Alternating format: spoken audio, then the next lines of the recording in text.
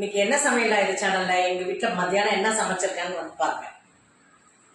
கருவேப்பிலை சிக்கன் கிரேவிங்க, தொக்கு. கருவேப்பிலையை அரைச்சி ரோஸ்ட் பண்ணி அதுக்கப்புறம் அரைச்சிட்டு சிக்கனோட கலக்கிறதுங்க. அதுக்கப்புறம் ஈஸி சிக்கன் சுக்கா. ஈஸி சிக்கன் சுக்காங்க இது. சுட சுட சாதம்,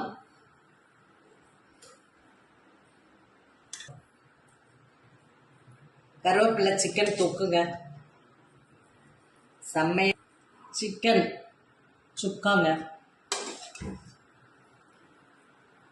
சிக்கன் சுக்கா, சூப்பரான சிக்கன் சுக்கா. ஹாய் ஃப்ரெண்ட்ஸ், இன்னைக்கு அவ்வளோதான் எங்கள் வீட்டில் ஸ்பெஷல். சிக்கன் சுக்காவும் கருவேப்பிலை சிக்கன் தொக்கும் தாங்க செஞ்சுருக்கேன்.